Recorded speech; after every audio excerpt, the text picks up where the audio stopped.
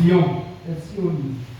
Mais la plus grande inspiration est venue au temps du soir. Où les vrais adorateurs que le Père cherchait doivent adorer aujourd'hui. Et cette écriture, Favanam dit, où Dieu cherchait les vrais adorateurs, qui devaient le chanter en esprit, en vérité, adorer. Il dit, ça s'est accompli dans notre âge. Dans cet âge-ci, qu'on devait avoir la vraie adoration. Et une vraie adoration qui plaît à Dieu. Cela n'exclut pas les cantiques inspirés. Non. Ces cantiques sont valables, valables. Mais il y aura une inspiration sur cette inspiration. Alléluia. Sinon, nous ne sommes pas à l'âge parce que c'est l'âge de la perfection. C'est l'âge de la perfection. Shalom. Shalom, shalom. Alléluia. Oh là là, Dieu est bon. Oh, restez pour toi assis. Je vais lire Matthieu 15.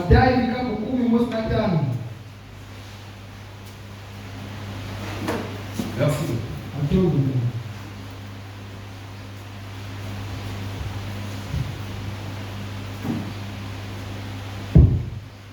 Verset 21. Jésus étant parti de là, se retira dans le territoire de Tyr et de Sidon. Et voici une femme cananéenne, une femme païenne, qui venait de ces contrées. Lui cria, aie pitié de moi, Seigneur, fils de David. Ma fille est cruellement tourmentée. Il ne lui répondit pas un mot. Verset 27. Oui, Seigneur, dit-elle. Mais les petits chiens mangent les miettes qui tombent de la table de leur maître. Alors Jésus lui dit, femme, ta foi est grande, qu'il te soit fait comme tu veux. Et alors même, sa fille fut guérie. Alléluia. Que Dieu ajoute ses bénédictions à cette lecture. Shalom, shalom. Alors nous sommes en train de la prière persévérante. C'est vrai que par la grâce de Dieu, nous n'allons pas arriver à 12h30. Amen. Nous allons certainement nous arrêter un peu plus tôt. Mais nous voulons expliquer ceci. Nous sommes en train d'étudier une prière persévérante. Une prière persévérante. Alléluia. Et nous sommes en train vraiment d'essayer de cela. Nous voulons aller un peu plus en profondeur. Et quand nous avons pris le vendredi, la prière persévérante, nous avons parlé du travail de l'âme. Et dans le travail de l'âme, nous avons vu la formation du caractère. Donc, le succès que tu vas atteindre dans ta vie dépendra du caractère que tu atteindras en Christ. Amen. Et frère Branham dit le caractère d'un homme est taillé par le nombre de ses genoux par terre. Depuis que tu as pris ce message, tes genoux se sont fléchis combien de fois devant le Seigneur? Parce que c'est ce nombre de fois que tes genoux ont fléchi dans la présence du Seigneur, qu'est taillé le caractère pour ton adoption, le caractère pour ton succès. Quand ils sont rentrés dans la présence de Dieu, dans Isaïe, il s'est mis à genoux. Mais toi, soi-disant que nous rentrons dans la présence de Dieu, mais nous ne le mettons pas à genoux. La Bible dit tout genou fléchira. devant le Seigneur. Quand je rentre dans la présence de Dieu, réellement, et que la présence de Dieu m'envahit, je me sentirai indigne, échec, un gros zéro devant le Seigneur. Alléluia. C'est pourquoi le prophète dit le caractère d'un homme, c'est un homme de genoux par terre. Vous allez dire, ah, mais je fait mal. Mais ne savez-vous pas que c'est au travers de la souffrance que Dieu manifestera sa plus grande gloire dans votre vie. Alléluia. Il y a des choses que ta vie ne produira jamais si elle ne traverse pas le fer de l'acier. C'est pourquoi bénissons Dieu pour les souffrances. Qui bénit Dieu pour les souffrances? Que tu endures. Parfois tu ne manges pas, mais tu viens à l'église.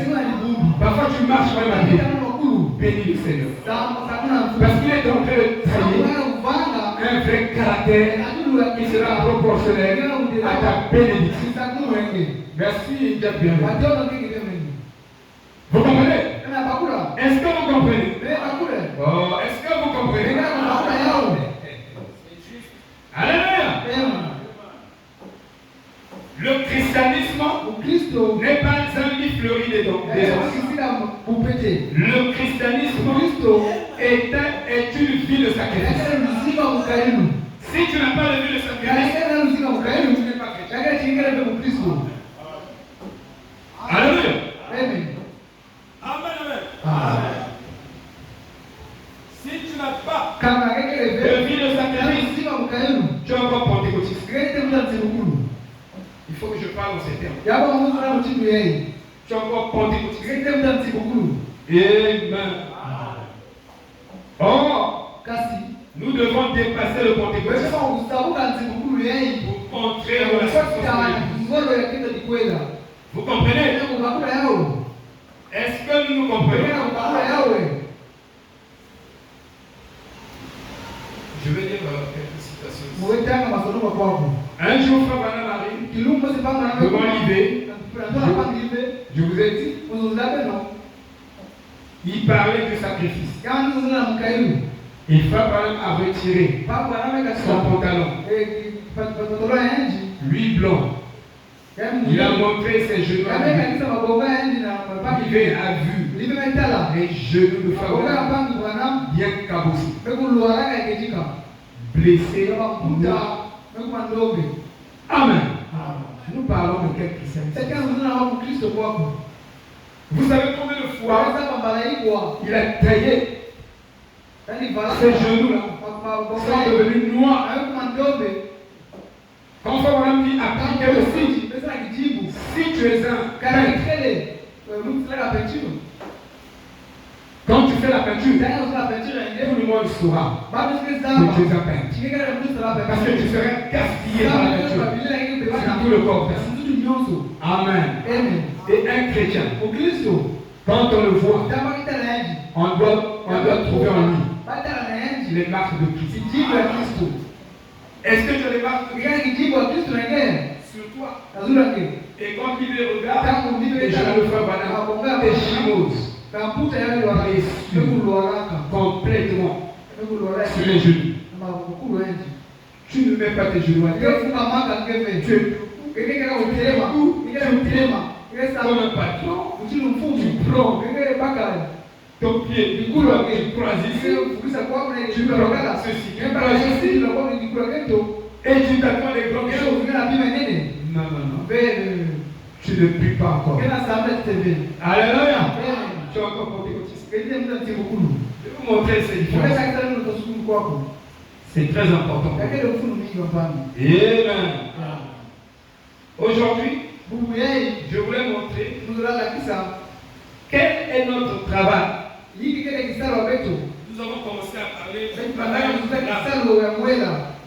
de l'âme. Amen. Tu Tu es chrétien. Tu es un héros de la guerre. Mais ton âme est par le second. Ne prie pas. Mais tu es chrétien. Non. Alléluia. Parce que quand Christ naît en vous, les responsabilités du royaume de Dieu naissent en vous. Vous devenez responsable des affaires du Père. Vous vous occupez des affaires du Père. Alléluia. Jésus, déjà là je vous en il s'occupait des affaires du Père. Mais nous n'avons pas le sens de responsabilité de la parole. Alléluia. L'échec de cette église qui Dieu va te demander des comptes. Des comptes à toi. Alléluia. Parce que tu n'as pas soutenu le culte. Tu n'as pas prié pour que le culte soit enflammé. Que le prédicateur soit enflammé. Tu n'as pas prié. Alléluia. Oh, Dieu va te demander des comptes. Nous sommes en train d'étudier. Nous sommes en train de vouloir étudier cette prière qui est le travail de la prière. Est-ce que je trouve ça rapidement? Voilà, c'est bon. J'ai trouvé ça.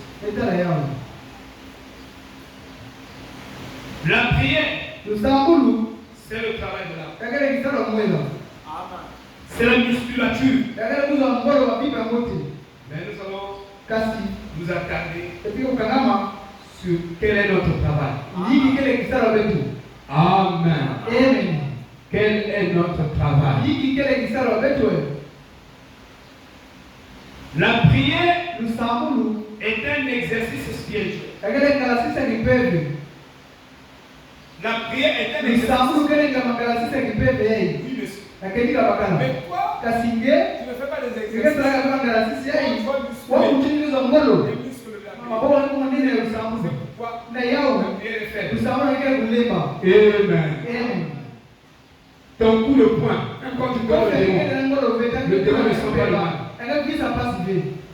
Mais si tu es habitué à prier, et prier des astronautes, frère, quand tu fais la prière, ça veut dire que j'en fais.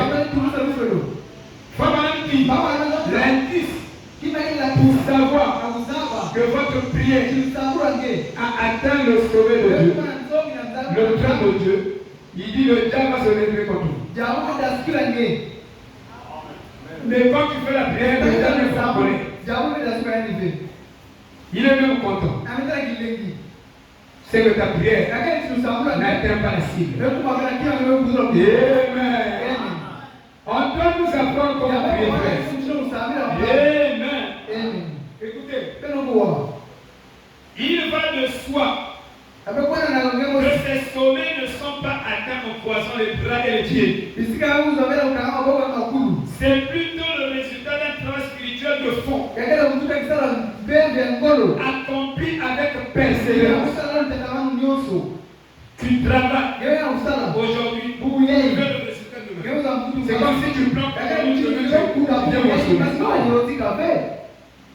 quand tu sais, tu dois arroser. Tu dois arroser. Mais la loi de la croissance est en train de faire pousser la semence vers le haut. Alléluia. Il y a un changement qui se produit en vous quand vous êtes debout. Et ce changement-là s'appelle la métamorphose. Il y a une différence entre métamorphose et résurrection. Alléluia.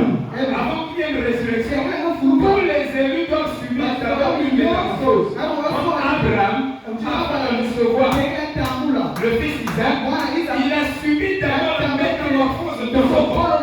Et Sarah aussi a subi la métamorphose de son corps. Donc il faut un travail de métamorphose. C'est correct. La chance est arrivée, a changé, la couleur de la fleur rose. En une couleur de la fleur noire. Mais c'était des années. Il fallait un travail de foi. Tu n'auras pas un bon caractère chrétien si tu n'as pas fait la prière. Alléluia. Amen. On peut changer Let us do ton caractère. Toutes les vertus de la pyramide, je ne les trouve pas la prière. Je demande la foi à Dieu. Je demande la vertu à Dieu. Je demande la tempérance à Dieu. La patience à Dieu. Alléluia. Toutes ces vertus, commandez ça dans la prière. Et dans la prière, Dieu permet la statue de l'enfant. Amen. L'esprit du chrétien ne doit donc pas être stagnant. Votre esprit est stagnant, mort, terne, inerte. Mais l'esprit du chrétien doit grandir. Il doit toujours grandir. Il doit toujours se développer. Et ceci s'obtient par la constance dans une relation intime avec l'esprit de Dieu. Paul dit, nous avons ce ministère. Pas le ministère de la lettre, pas le ministère de Moïse. Mais il dit, nous avons le ministère de l'esprit qui retire le voile sur chaque esprit afin que vous voyez la gloire de la Shekinah, afin que vous voyez l'épiphanie de Dieu reflétée dans notre vie. Merci. La justice de Dieu. Amen. Alléluia. Il dit nous avons ce ministère. C'est pourquoi vous ne pouvez pas écarter le ministère effectivement les bons. Parce que ces ministères ont la capacité, en l'ultime, de retirer le voile dans les esprits des gens. Parce que ce voile leur voile la gloire de Dieu. Vous ne voyez pas Dieu ici quand vous rentrez parce que vous avez un voile dans votre esprit. Mais une fois ce voile est retiré par le ministère de l'esprit, je dis que nous l'avons. Une fois ce voile est retiré, vous verrez Christ ici. Et ça sera le pouvoir le meilleur et propice. Maintenant me dit, le premier hôpital d'un chrétien, c'est l'accès. Il dit que le premier hôpital d'un chrétien, c'est l'accès. Donc avant d'aller voir le médecin, tu vas d'abord.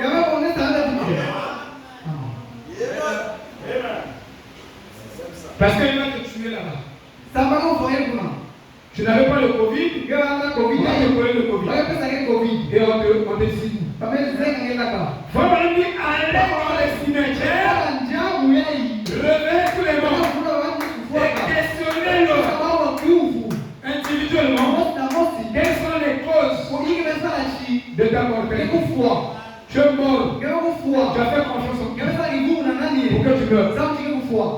Il dit, le pourcentage des gens qui sont morts dépassera le pourcentage des gens qui ont fait confiance à Dieu. Je suis malade, dans ma maladie, ma confiance est tournée vers le Seigneur. J'ai un problème, quel que soit le degré du problème, il y a des conseils par économiques que je mais moi ma confiance au pluriel est dans le Seigneur.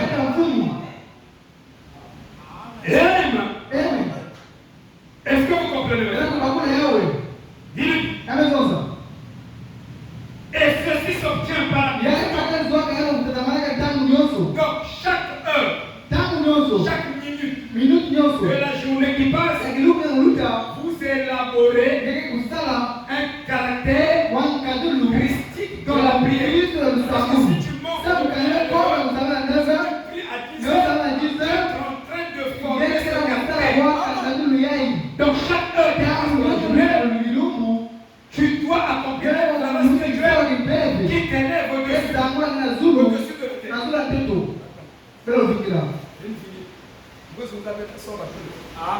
C'est comme une arsenal de bibliothèque nationale. Quand je prêche, j'amène tout. Vous donnez les clés. Comment construire une vie de prière intense et constante. D'abord, Votre contact quotidien avec le Seigneur montre que vous avez aucune intimité avec Dieu. Parce que vous, Dieu, on le prie, quand vous cherchez le travail, quand vous cherchez le en ce moment-là, mais tu ne jeûnes pas. Ça t'intéresse. C'est ton petit ventre. Un petit ventre égoïste. Alléluia. Si la vie spirituelle d'une personne se détériore, la faute en est plus souvent un manque de constance dans la prière journalière. Dans la semaine, tu pries comme ça. Dans la journée, tu pries comme ça. Un parent dit que l'enlèvement est proche. Il dit prier chaque semaine, prier chaque jour, et il finit dans sa conclusion, il dit prier chaque heure. Et c'est quand tu pries chaque heure. Tu dis oh non, mais si tu ne pries pas chaque heure, même tes dossiers là sont on voulait même. Mais comme tu pries, donc les atmosphères permet au diable.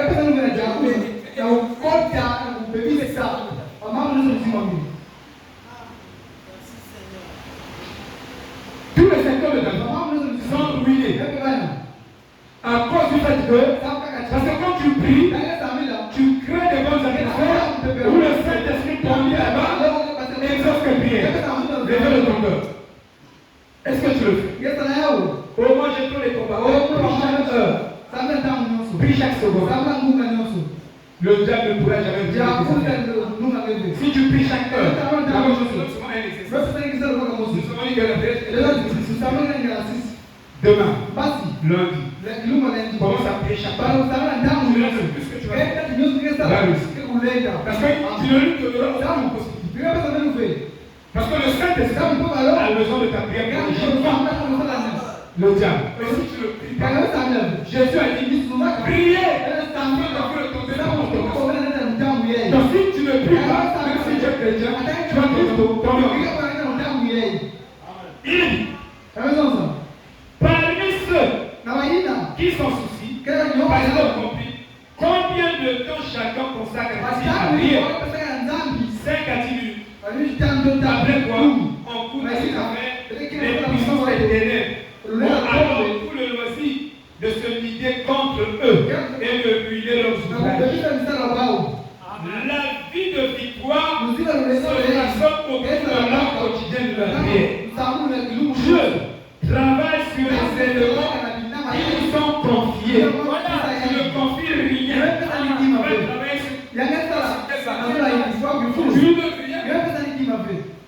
même pour te bénir, il a besoin de Seigneur, je fais un petit moment. Même si c'est un petit moment, nous avons des frères qui vendent du pain, qui ont acheté des voitures, qui ont acheté ceci, qui ont acheté des villas, qui ont acheté. On ne connaît pas la Bible. Alléluia. Dieu travaille sur les éléments qui lui sont confiés. Si ces éléments sont courts, les résultats aussi seront courts. Il existe une substance dans la prière. Et cette substance est dans Apocalypse 8, verset 3. Quand tu pries, ta prière est inspirée. Elle ne meurt pas. Elle vit dans la présence de Dieu. Elle est dans la coupe de Dieu. Et continue à prier, la coupe de tes prières va déborder. Tu vas récolter les résultats de ta prière. Alléluia. Soyez des hommes de prière. Kevin, vous vous organisez. Jack, bienvenue. Que vous venez les samedis. Priez pour les que les responsables soient là. Que les gens amènent les prières. Que vous fassiez les prières.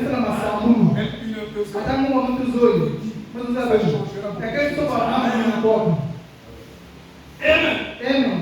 Voilà la vérité.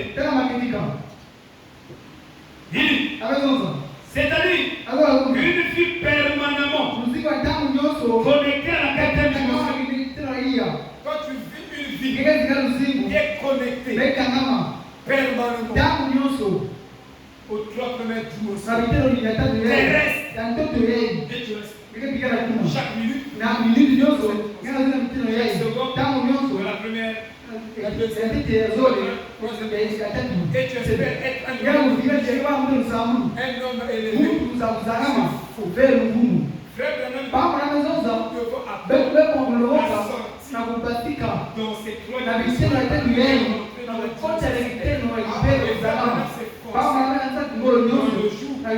de vivre dans la quatrième.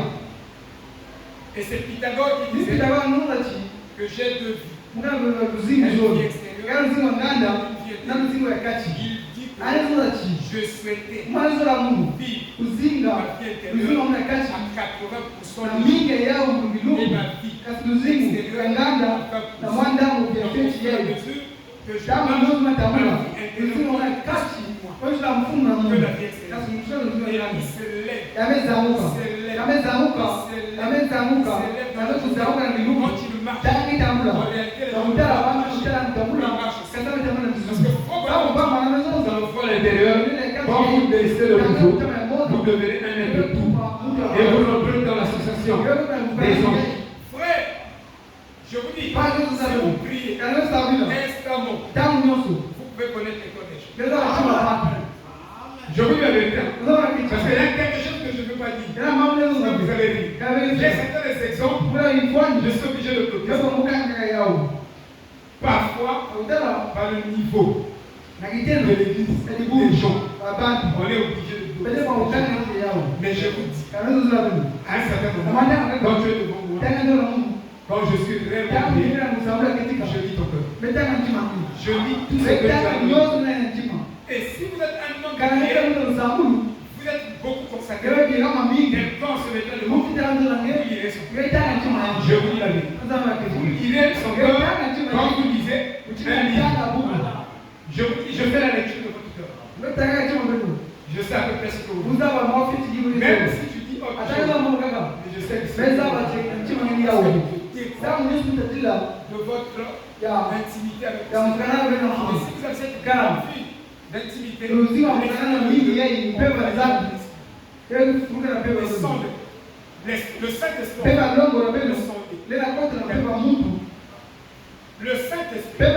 peut prendre un livre écrit par l'humanité et le sortir ce qui est de Dieu. Là où Dieu est esprit, le Saint-Esprit est capable de sonder les cœurs des vies. Si vous avez le Saint-Esprit, vous causez avec quelqu'un 5 minutes, vous saurez s'il est chrétien ou s'il n'est pas chrétien. Mais pourquoi il dit ça? Ah, c'est un hasard. Amen.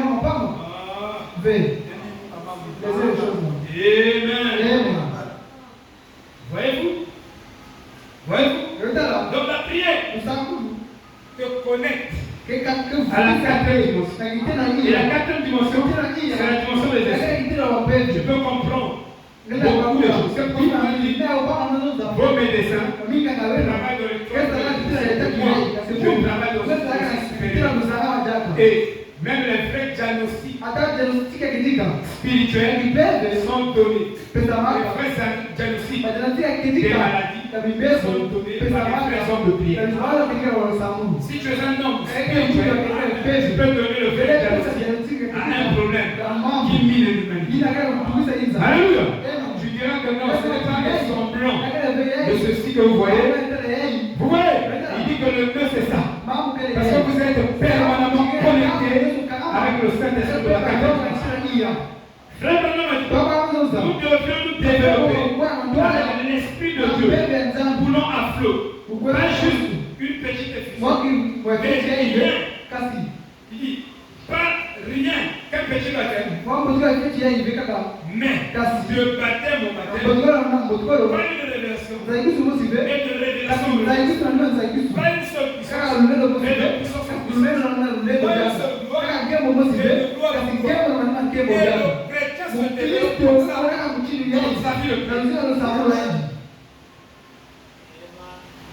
Mais nous devons être au bout de la route, prêts pour l'enlèvement. Et nous traînons en arrière dans cette vieillerie. Soyez bien. Je demande toujours en arrière. Non, il dit, quel que soit le chrétien ou Christ doit avancer. Que les choses marchent, que les choses ne marchent pas, le chrétien doit avancer. Il ne doit plus reculer. Et il dit toute la Bible, tous les patriarches, tous les saints qui ont rencontré Dieu, ils n'ont jamais reculé. Même devant la mort, ils partaient devant la mort. Même de la disette, ils partaient dans la disette. Moi, j'ai fait mon serment à Dieu que je veux le servir 8 jours. Mercredi, vendredi, samedi ou dimanche, je viendrai. Rien ne peut me séparer de l'amour de Dieu. Ne serait-ce que le travail, ne serait-ce que ceci. Moi, je viendrai, je communierai avec Dieu. Je dois me développer. Alléluia. Est-ce que vous comprenez? Tu fuis à volonté de lui. Ton âme est stagnante. Tu ne te développes pas. Alléluia.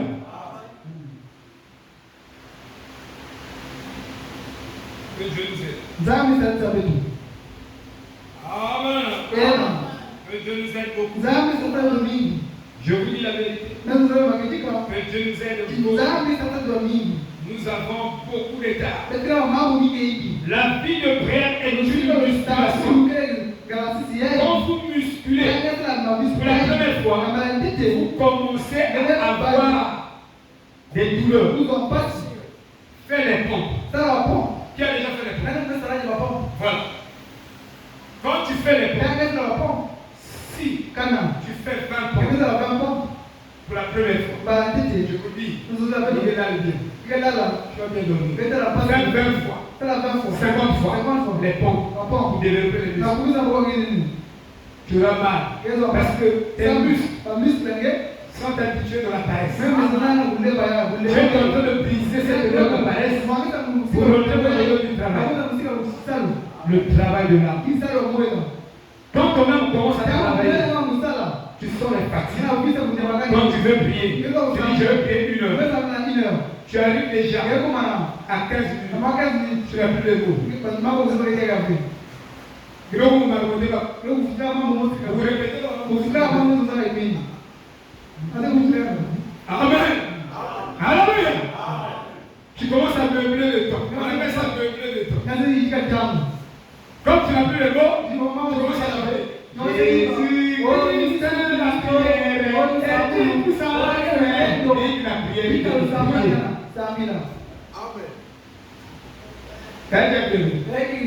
Ça, on appelle ça meubler. Alléluia. Parce que les gens n'ont pas appris à prier. Sinon, tu peux prier jusqu'à 24 heures. Parce que les sujets de prière que je prie, c'est l'humanité. Je vais montrer ici que vous êtes un microcosme de tout l'univers. Et ta prière affecte les étoiles. Ça dérange même l'harmonie de la vie. Ça dérange même l'harmonie de la vie. Au travers de ta prière, tu rends les gens malades. Soit tu apportes la guérison. Donc quand je prie, je ne suis pas, je suis un microcosme. Je ne suis pas séparé du macrocosme qui est l'univers entier. Donc ma prière peut changer tous les événements du monde. Parce que je suis dans la chambre, je peux tout contrôler dans la chambre de prière. Parce que moi, le microcosme, je suis lié avec le macrocosme. Ma prière peut changer. Et je vous dis, si nous avons cru, il y a quelqu'un qui a prié pour nous. Il y a quelqu'un qui a chanté pour nous. Mais nous ne voulons pas faire ça pour les autres. Nous sommes tellement égoïstes. Quand tu n'as pas de de vie de prière précédente, tu es un égoïste. Amen. Mais les gens ne se répandent même pas de l'égoïsme. Qui va venir se repentir? Il n'a rien à se repentir. Il est tout. Mais tu es égoïste. Et tu ne te réponds pas. Tu as de mauvaises pensées contre les gens. Tu ne vas jamais voir quelqu'un pousser. Parce qu'on veut te la mettre au cou. Diable. Mais tu dois te repentir. Et Frère Branham dit, si vous êtes un chrétien, même si quelqu'un va vous tuer demain, vous le savez. Il dit, si vous ne le respectez pas, si vous n'avez pas le sentiment de le supporter, il dit, il y a l'absence de Christ. Vous n'avez pas Christ. Même s'il est méchant, même s'il est souci, c'est pas ton problème. L'héritage chrétien de tous les chrétiens que notre maître Christ nous a laissé, c'est l'amour. C'est d'aimer. C'est tout. Que tu m'aimes. Moi je dois t'aimer inconditionnellement. Sans condition. Si ce n'est pas ça, je suis pas. Il y a un manque de puissance. Le matin, quand vous vous réveillez, après avoir musclé, il dit, aïe, j'ai fait des exercices. C'est comme quand vous appelez pour la terre. Mais continuez simplement. Bientôt les courbatures vont disparaître. Et les muscles commenceront à se former. Et vous adoptez. Et vous adoptez de plus en plus. Non, vous vous adaptez de plus en plus. Et plus vous allez travailler, plus vous aurez une grosse musculature. La vie de prière est un effort assidu. La vie de prière n'est pas une vie inconsciente. Même la vie chrétienne n'est pas une vie inconsciente. La vie chrétienne est une vie consciente. Ce n'est pas parce que tu es devenu chrétien que tu es devenu conscient. Parce que je trouve qu'il y a beaucoup de chrétiens conscients. Et qui jouent au jeu de coquille, de l'imagination, des jeux, de l'imaginaire. Ça, c'est pas la vie chrétienne. La vie chrétienne est une vie consciente. Or, la conscience est liée au choix. Nous avons le livre arbitre, mais la conscience dans laquelle nous sommes, c'est une conscience. Il faut que notre conscience soit restaurée. Une fois c'est restauré, alors notre libre arbitre nous servira à choisir Dieu chaque fois, à se ranger du côté de Dieu, de la parole.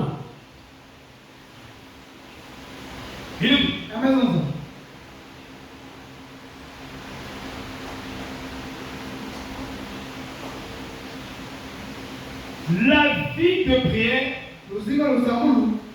est un effort vers une fin. Une initiative sérieuse. Une activité réfléchie. Ce n'est pas une activité.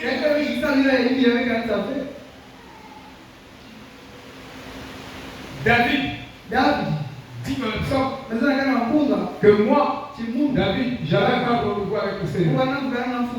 Il dit dans la journée, j'avais un rendez-vous de 3 fois.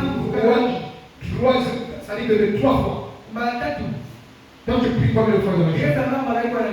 Tu pries seulement à l'heure du manger. Une fois.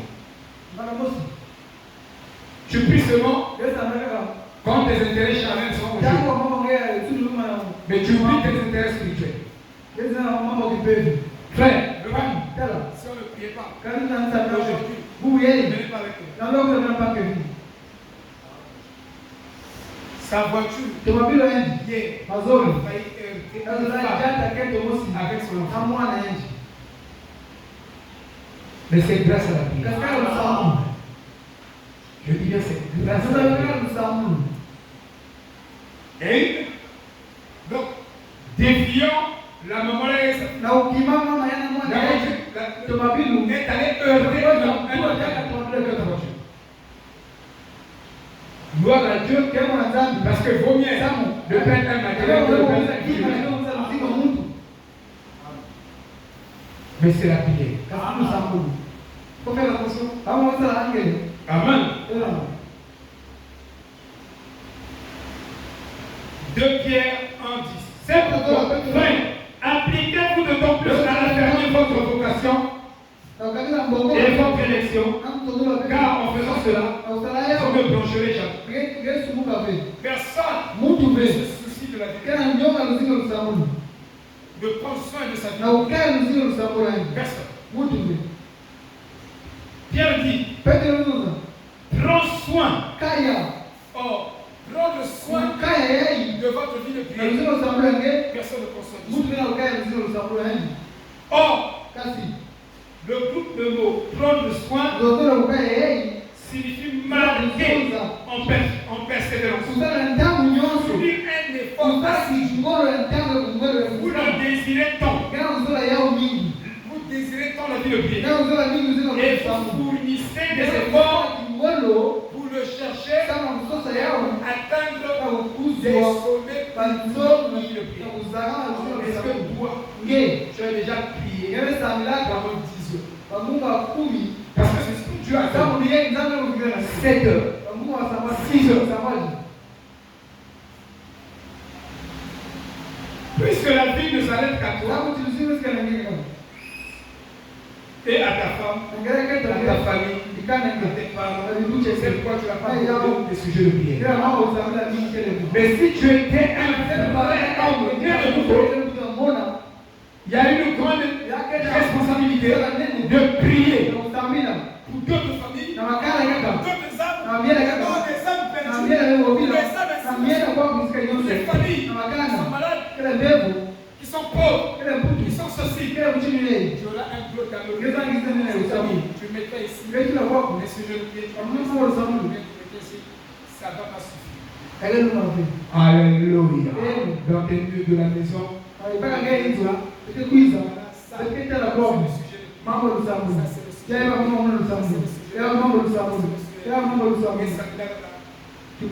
Seigneur, vraiment, aide-moi.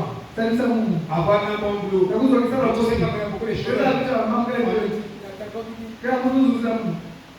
Que quand vous arrivez aux États-Unis,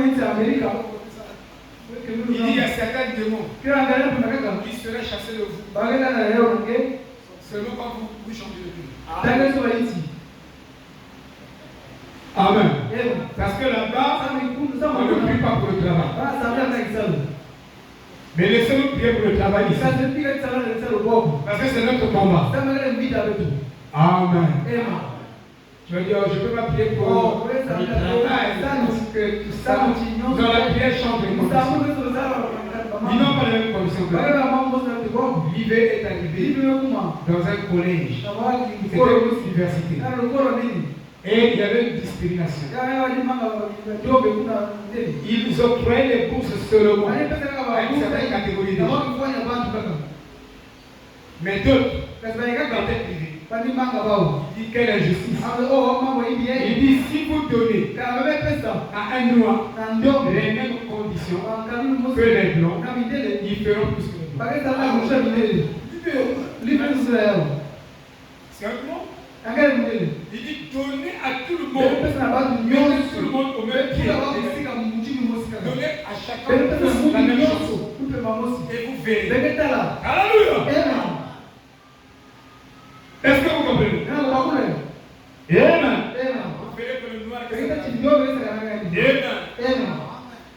2 Pierre chapitre 1:15.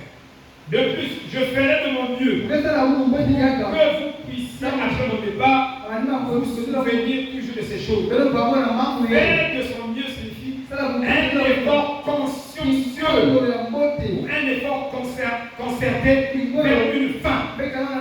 nous parle.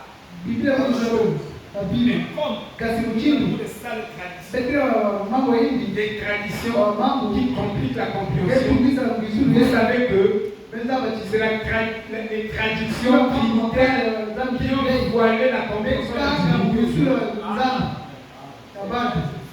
Les trinitaires. Et comme vous disiez, ils ont tendance à vous dire que la trois dieux monothéistes. Mais il n'y a qu'un seul Dieu. C'est pourquoi on dit donc Christ est révélé. Si vous faites de Jésus le Fils de Dieu, Dieu, dans Jean 1, il dit vous avez bouleversé toute la vie de bouleversé. Mais regardez, si je disais ce matin au sein de ce petit groupe de gens, il dit oui,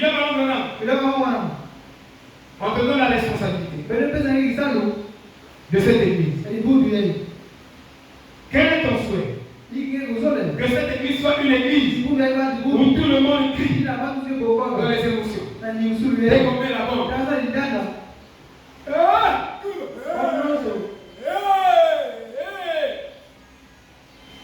Tu veux ça? On ne suit pas ce qui vient après. Et on étudie la parole de calme, dans la tranquillité, dans un esprit sacré.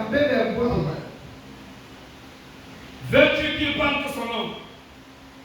Veux-tu que chacun d'eux le fasse? Veux-tu qu'il danse de son esprit? Je veux que chacun d'eux le fasse. Bon, d'accord. Ce que je préférerais de mon église, c'est que les gens aient sur leur cœur un si grand fardeau pour la prière. Ils resteront ici devant l'autel.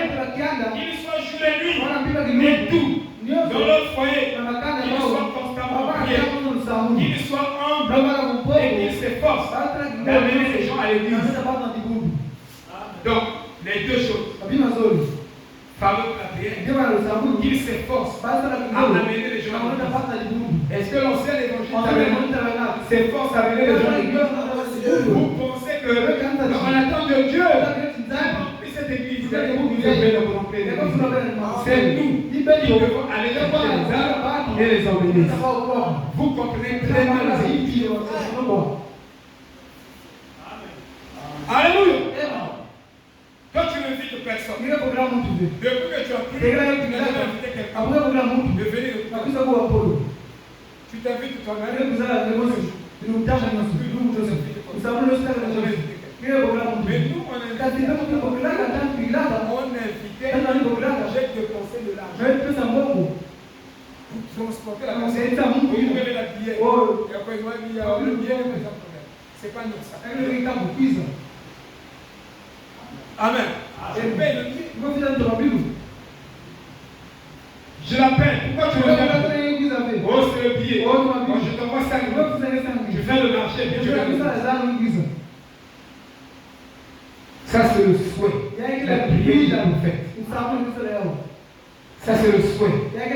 La prière du pasteur Brice. Ça, c'est le souhait. Et la prière de toi. Amen. Alléluia. Quel est ton travail? Je ne connais pas ton travail. Amen. Vous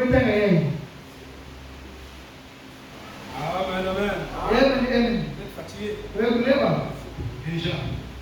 Tu n'as même pas 50 ans. Il faut aller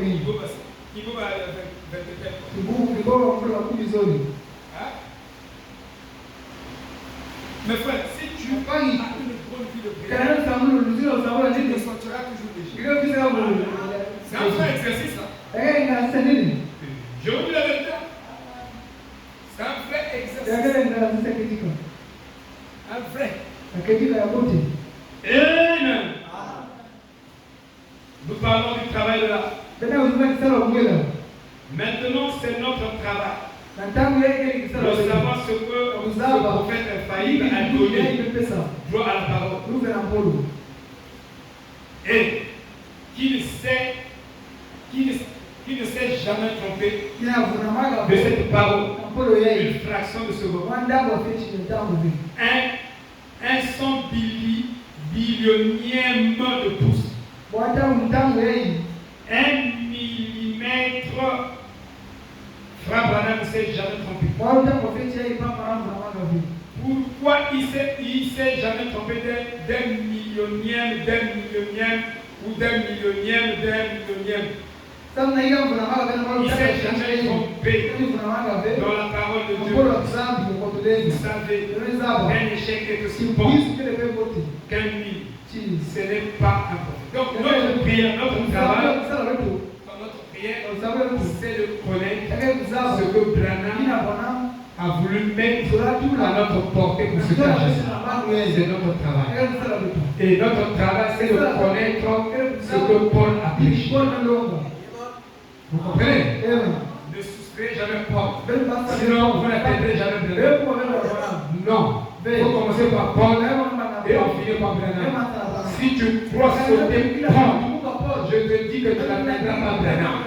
Tu ne comprendras jamais Branham. C'est pourquoi il faut prendre l'évangile de Paul et le décortiquer mot à mot. Si tu ne le fais pas ici, alléluia. C'est ça la vérité. Notre travail. Nous avons un travail à faire. Hein? Tu es chrétien. Tu es pas le seul. Tu as un travail à faire.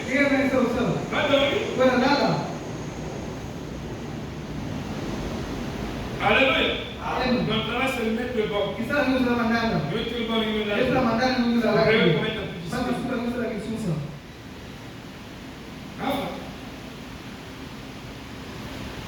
je crois que ça va même passer. Alléluia. Ça va les gens par le sol. Quel est mon travail?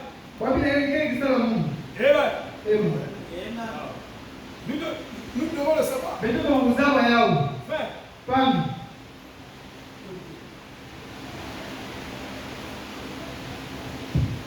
Un chrétien,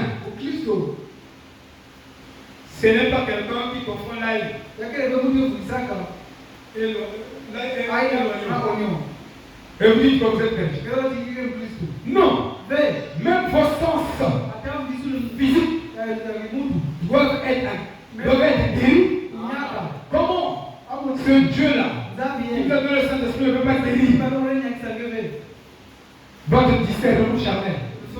Même Jacob, donc plutôt Isaac, avec ce discernement, il était prophète.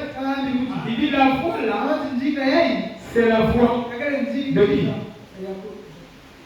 De Jacob. Mais quand je touche la mais ça c'est la chevelure. Comment ces oreilles? Vous dites, je suis chrétien, mais je vis donc de façon consciente. C'est pourquoi tu n'as pas eu de vie de prière. Parce que tu es conscient. Amen. Tu pries au hasard. Quand ta bouche te pique, le jour-là tu vas prier toute la journée. Mais si la bouche te pique, tu vas dormir toute la journée. Alléluia. Non. Ça, ce n'est pas une vie de prière. Vous vous appelez qui a une vie de prière? Non.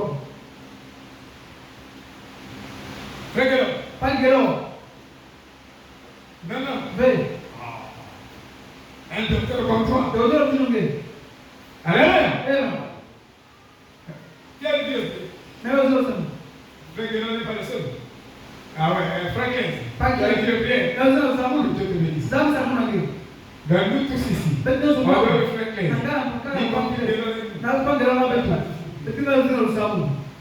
C'est ça.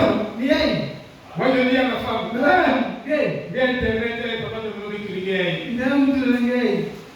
Ne l'utiliserai bien. Je reste dans le sur le camp. Ma blesse se lever à 4 heures pour prier. Elle dormait à 18 heures. 4 heures et tout. Elle commence à travailler. Mais maintenant, moi je ne prie plus. Je me deviens distrait. C'est pas que c'est les gens de vous. Parce que moi je suis discipliné. Je vous dis que si vous n'êtes pas discipliné à Internet, D'abord, vous n'êtes pas discipliné. Pour longtemps qu'on a Internet, vous deviendrez 1000 fois indiscipliné. Ça, je vous dis. Moi, je dis toujours, moi, je regarde les choses, même à l'Internet. Je ne peux pas suivre deux films avec le même jour. Il y a une loi qu'on appelle la loi de la mesure. Toutes choses en débordement est un péché. Comme débordement. Je ne peux pas rester sur les épaules. Là, les yeux, de façon rouge, elle reste. Ça, c'est là. Sur l'écran. Heureusement, elle prépare. Elle va préparer.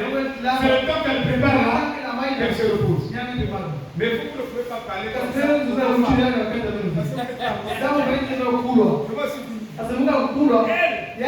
Elle doit aller aussi. Ce n'est pas la bouche. C'est la bouche.